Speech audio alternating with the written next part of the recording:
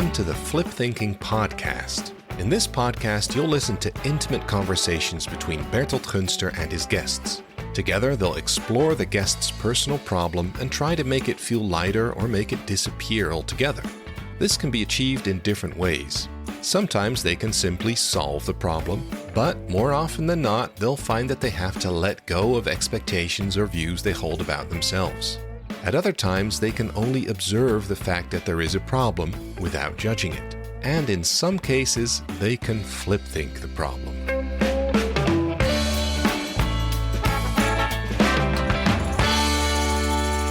Hello, good afternoon. Can you tell me something about you?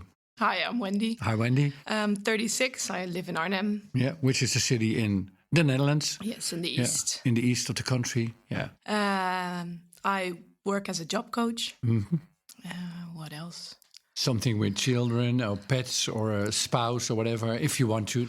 Live with flatmates. A flatmate. So I've multiple flatmates, but I'm single and I have a cat. You have a shared kitchen or something like that? Or? Yeah, with one other, and I share the bathroom with two others, and there's top floor as well with three other people, so it's 6 total. And this all goes quite harmoniously? Yeah. I have a lovely house now. Oh, that's great. And the name of the cat? What's the name of the cat? Nala. Nala. Nala. Okay, Nala. Well, this of the Lion King. Of the Lion King. Yeah. She's a character in the Lion King, Nala. Mm-hmm. Okay. Tell me, what's the problem you want to investigate with me? What I would love to talk about, I feel a bit vulnerable about, but when I have an idea in my head, I always, before I even start to work on the idea, I already have myself convinced that I will fail anyway, or that I'm not good enough, so I probably don't have to try. So better not start. Yeah, so, right? Yeah, exactly. So you won't get disappointed, right? Well, yeah. Saves a lot of disappointment. Could you give an example of an idea you once had, you really wanted to materialize, so to say, or to work with, which you immediately stopped because of this fear? Well, the example is actually I did a workshop on communication styles. Yep. And my employer actually tells me that I'm like the expert on that.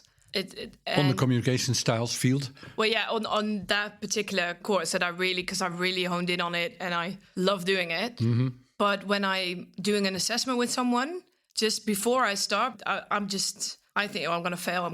I don't even know this. I just get so much self-doubt. And so when you get this self-doubt, how does this manifest? Do you start sweating, hesitating, afraid to talk? Or do you I get very much in my head, very insecure, and don't even want to try and always think, well, yeah, that cannot help the other one. Can I help a person? I know more. And I know I have the knowledge, but just I freeze up. That's what happens. Right, you are more capable, rationally, you are more capable than you emotionally think you are. Yeah, exactly. Yeah. And does this go a long time back in your life? Has there been a period in your life that this problem was not there? I don't think there was a time that I wasn't there. It has stuck with you until now for a long time, for a long period. Actually, whole of your life. Yeah. Yeah, as long as you can remember. Yeah. Okay. Insecure about ideas you have and doing something with it. Mm-hmm.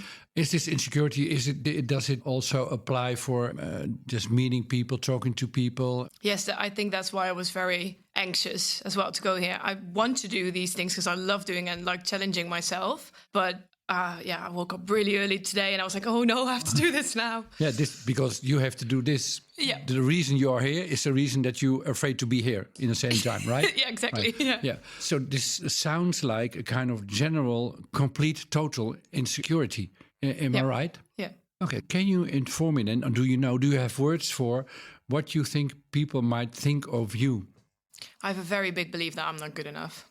That's like grounded. That's like not good enough. Rooted in me. Yeah. In a very broad sense of the word, right? You are not good enough in all aspects. Yeah. Is it always in social situations? It's always in the situations where I challenge myself. When I think I challenge myself. So it also could be something you want to do for yourself, but then you censor yourself because you think yourself you might fail. And although there are no other people involved, still this pattern is there that you are afraid to do something new, to do something challenging. Yeah. So what's wrong with being not good enough? This might seem like a stupid question, but what's wrong with stumbling forward in life? Yeah, there's nothing wrong with that. Emotionally there is, of course. I feel myself locking up now as well, if you say that. But I know rationally, there's nothing. Don't look up. Don't look up. We're not in a hurry. Yeah. So stumbling forward feels uncomfortable. Feels very uncomfortable. Very uncomfortable. This is a solid yes. Right. So if you stumble forward in life, imagine that you would overcome your fear, right? And that you would do things and fail, because this is your worst scenario, right? What do you think other people or yourself would then conclude about you? That I'm a failure. A failure. A failure. A failure. That's a word that really hurts in a way, doesn't it? So is this what you deep down inside think of yourself? I am a failure? Yes. To start to talk softer. You start to talk softer. Sorry. Yeah. No, that's fine, no problem.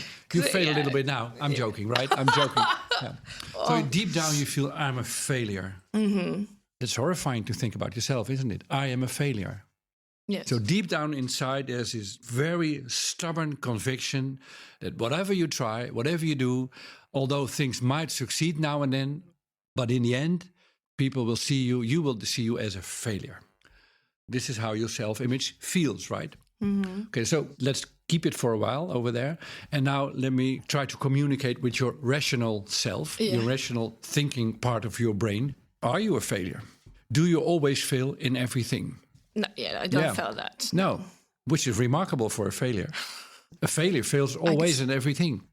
So how can somebody who's in the essence, in the ground, in her core, a failure, how can you succeed in things? That's a kind of miracle, right? On a rational level, right? Yeah, on a rational level. Yeah. Now we come to the conclusion. I'm stuck in the feeling now because I feel like I'm a failure at life. So that's... I know, you told me, which is horrible, of course. We're now laughing and making jokes about it. But to really think this about yourself is tremendously awful, horrifying. It makes you freeze and do nothing in life, right? You confirm this, right? Yeah. So on an emotional level, you feel like I am a failure. But rationally, you know, this is not always true. Sometimes I fail, sometimes I succeed, right? Yeah. Agree? Agree, yeah. Agree. So now, what to do with this self-image of being a failure? I've been fighting against it for many years, but I still seem to lose. I seem to fail at. Yeah. This is a great joke. I'm not a failure. Yeah. All fighting the failure. The fight. I know. I got the point. Yeah, which is very funny. You fail in everything, even in this, right? I'm gonna tell you something. Okay. If your self-image is I am a failure. Which is something nobody can live with. You can't live with it. But if I would have this self-image, I couldn't live with it either. Because nobody wants to perceive oneself as being a failure. No. Right? So what do you then do? You do things in order to convince yourself that you can be successful. Right? This is So you develop this contrast positive self-image of being a successful person. So this is what you then try to achieve. I do things and then I'll be successful. But now, no matter how good you are, how brilliant you are, there will always be a day that something doesn't work out, that something fails, that something doesn't go the way you really want it to go. Now, normal people would say, no, a lot of things succeed and sometimes things don't succeed. I don't say you are not normal, but, you know, normal between brackets. The point, For normal people, failing is part of living. And they say, well, sometimes I fail, sometimes. But for you, it isn't. At the moment you are successful, you say, okay, I'm successful for now. And as soon as you fail, then you tell yourself, look, I knew it. I knew I'm a failure. It's going to fail anyway, So every failure for you is a proof of your negative self-image. And every success is temporary, relative, and it doesn't really count. Oh, that's very true, yeah. True, yeah. This is how this pattern works. It's not you that is wrong or you that is a failure. You have created this pattern. You look astonished now, or what? Yeah. Thank you. I didn't realize that. Oh, that's okay. So this pattern, this structure of having a negative self-image, and then not as a free choice, because nobody wants to be a failure. So you have to develop this positive self-image of being a success. And then you try to escape from this self-image being a failure. You work your way through success, but you'll never get there. You will never get there. The only thing in your world you will reach is that you are quite successful. For somebody, for a failure. Right? Yeah. You recognize this? That's why I looked astonished, because it's so recognizable, and I was just throwing writing successes, 3 successes every day. Don't do this. This is stuck thinking, making a catastrophe out of a problem. This only makes a problem worse. Trying to be successful makes a problem worse. I didn't realize that. Yeah, that's why you're here. Yeah, exactly. Yeah. You get the pattern, right? Yeah. So self-image, I repeat, I'm a failure. Nobody wants to be a failure. You try to be successful, but the highest you can reach that you are quite successful for somebody who's actually a failure. So in your head, always this voice tells you failure, failure, failure. You will never prove yourself in life to be really successful, and then you can go on to next topics. No, the highest you can reach is to be quite successful for somebody who's actually on a deeper level a failure, right? Mm-hmm. So how does this feel, listening to my words? I've been doing that, and I thought that worked, but this actually feels like a paradigm shift. Like the only thing I've been doing is confirming that I'm a failure. Yeah. Because I'm slightly successful. Right. For a failure. Great summary. And even more, trying to be successful, the only person who really tries to be successful all the time stubbornly, and for who this being success is very important, is somebody who sees himself as being a failure. So the attempt to be successful only strengthens his self-image. Say, Yeah. Just what can you tell me? It hits you. Yeah. I feel, knowing that, relaxed about it, because it felt like a fight. Yeah. It felt like I've just been fighting it. Yeah. And now I can just relax, like, because I've been confirming it the whole time instead of just... Great words. For a failure, this is quite intelligent, right? But it's like a dog barking to the waves. You know, you never will win. You'll never win this fight. No. So knowing now, where we are now, knowing that you will never win this fight, so what now? I have no idea. I have. Oh, luckily. So I just tell you. Yes, thank you. Let it go. Just let it go. If you are a failure or not, who cares? Who cares? It's in your head. It's a voice. It's a conviction. It's an idea. But it's not reality. It's an idea. It's a conviction. It's not a glass or a table or a car or a train. It's an idea. And ideas, when they don't fit reality, just let it go. So the next question is, how can I let go?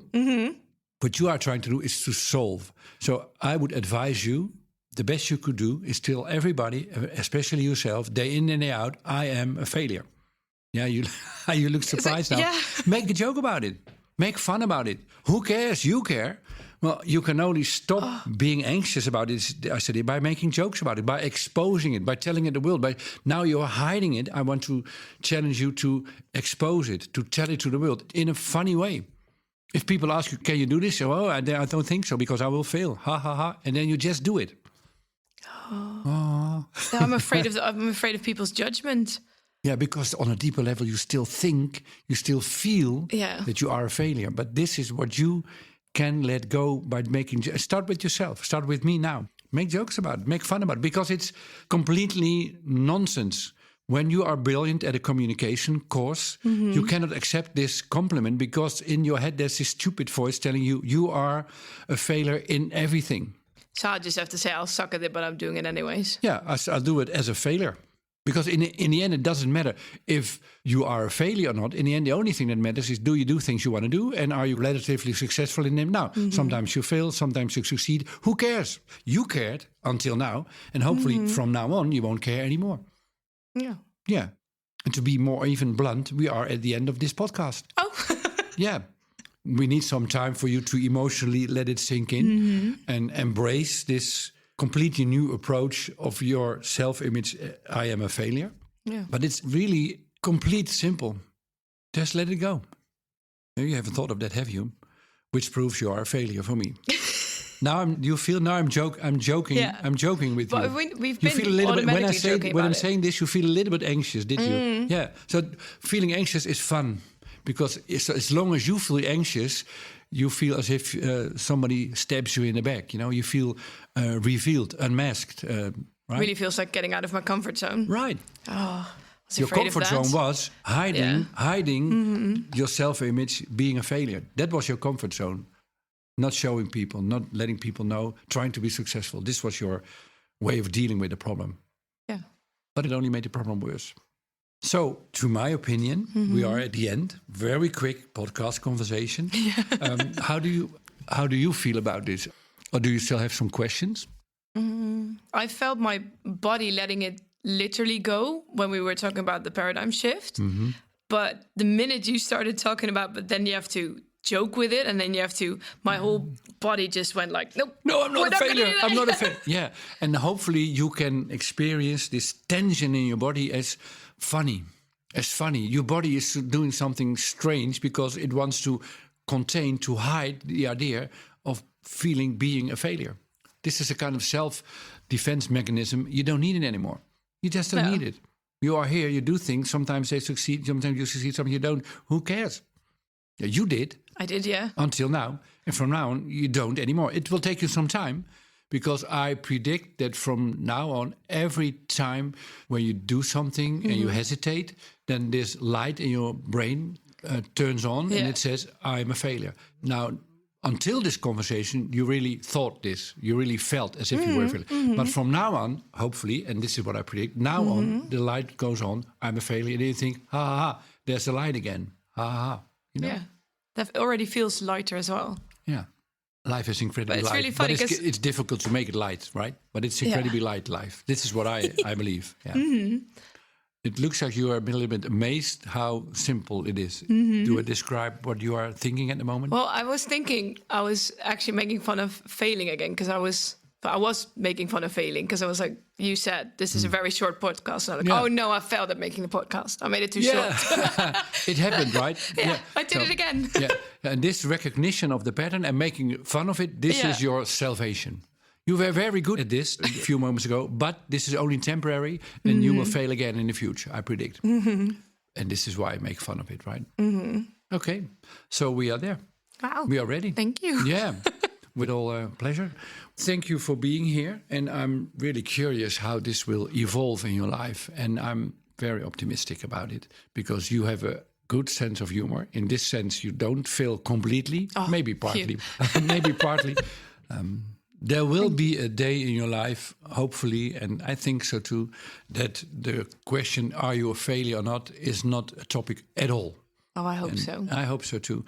And that one day you'll find yourself challenging, doing something new, which you upfront weren't sure you were capable of doing so. And that you, in the process, remember, earlier days, I was stuck and didn't do anything because I was afraid to fail. And now I just did it. This is hopefully your lighter, new, bright future. Yeah, I hope so. Okay, and thank you. Thank you very much. Okay. Do you want to flip think your own problem too? In Bertolt Gunster's bestseller Flip Thinking, you will learn all about the life-changing art of turning problems into opportunities. Flip Thinking is available in England, Italy, Portugal, South Korea, United States, and soon in 17 other countries too. For info, check out flipthinking.info.